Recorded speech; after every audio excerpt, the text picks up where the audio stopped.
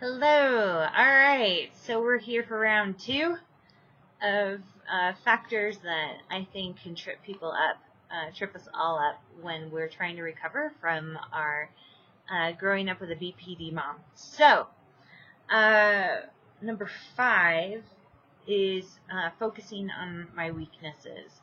Now, I get it. Like, when you're first starting to figure all this stuff out, and even throughout your recovery, you do have to kind of go back to figuring out, like, what am I doing that's wrong, or what is it that I struggle with, especially because, we don't really know until we actually start, like, working on this stuff or healing, And so I totally understand. It's really easy to then focus in on what we're doing wrong, but we also have to give ourselves credit. And I think that I think this should actually be brought up more in, adult children of BPD, like education or whatever, is that we've also developed some pretty cool strengths in the process, that we have developed. For a lot of us have learned to develop empathy.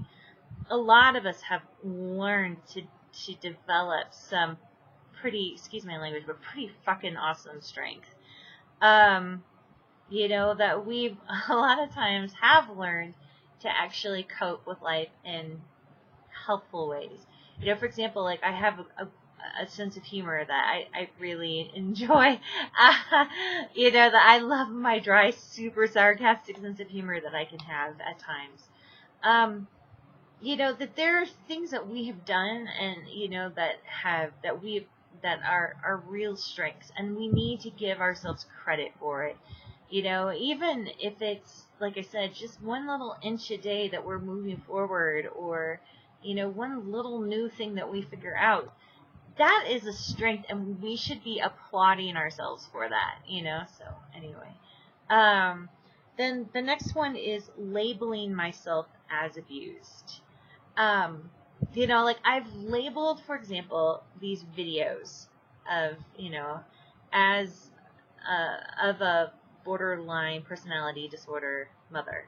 And the reason why I did that is because, obviously, I want to connect with more people who come from a similar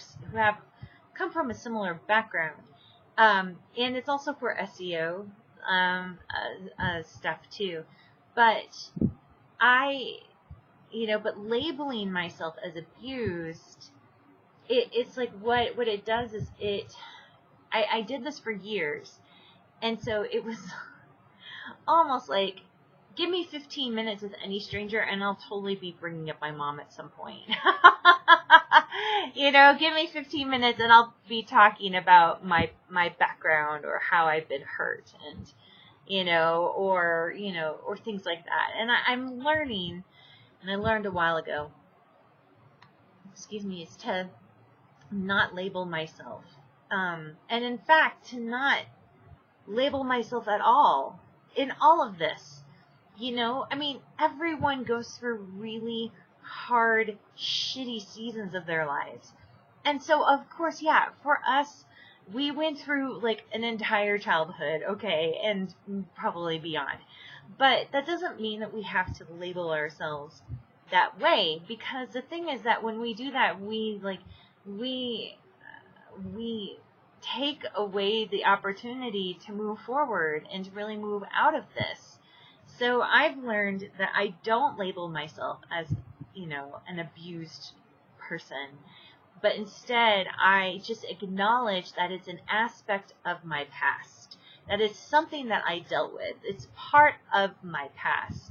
And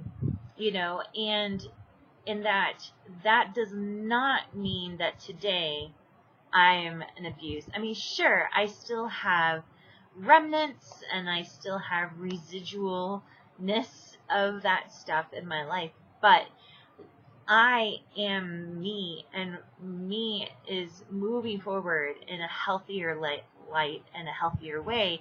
And the only way I can do that is by saying, I know who I am, and I know that I am not an abused victim, but I am empowering myself to heal. So All right, then focusing on fixing my borderline family as opposed to fixing myself. Oh, girl, I wish I would have. I spent, years, my 20s, basically, trying to do that. Oh, what a waste of time. It's the whole thing of like, you can't change people and you can't fix people. And at the time I was young and naive and I thought, oh, I'm learning all this stuff. Like, I'm sure then I can help my family, and that has been like, that was just the worst mistake. I created more problems. I created more tension. I made things worse than better by doing that. And then ultimately what happened was I wasn't recovering. I was focused too much on them and not on myself.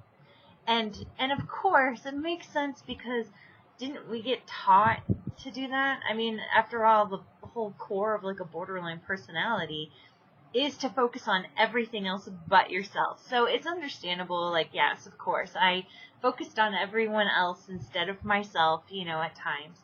And so what I needed to do was, what I learned was the power of focusing in on my own healing and recovery was absolutely the bigger priority as opposed to them. Like, I observed what my family did, and then I focused in on how I could fix myself. Because you can't fix your family. Your family can fix themselves, and so anyway, so you have to be able to fix yourself. And I learned that as I worked on myself and as I changed and I got healthier, then I was able to handle them so much better and even see them in a more compassionate light, in a more forgiving light, which was really incredibly cool and stuff like that. So, all right. And then the last one that really, I think, tripped up my recovery was not turning to help or education. That was huge. I started therapy, like serious actual therapy, when I was 33, and I did that intensely for about 3 years, and then I did, and then it's been more off and on with my therapist, and I cannot recommend going to see professional help higher. I mean, of course you have to find the right therapist, and you have to find, a therapist that really works with you and is really good at what they're doing. It's worth paying the extra money. But, I think that was really, really helpful for me. Also, too, was really turning this into, for a while, like a part-time job of just figuring out, reading books, reading articles, things like that. But also, too, there's group chats. There's one that I was a part of for a long time, and I'll totally put the link in so that you can check it out. That's for adult children of borderlines, and they were very helpful for me at times. And then also, too, of course, was confiding in friends and family. Now, of course, I don't have any family that I can confide in with my situation, but I do have friends, and I have even friends who are going through or have gone through similar situations with their family. So that has been absolutely a bedrock for me to move forward through my recovery. So anyways, I hope these tips help, and please drop in your comments, your feedback, your stories, subscribe, so that we can just continue to give each other encouragement and help each other all move along. So take care. Thanks.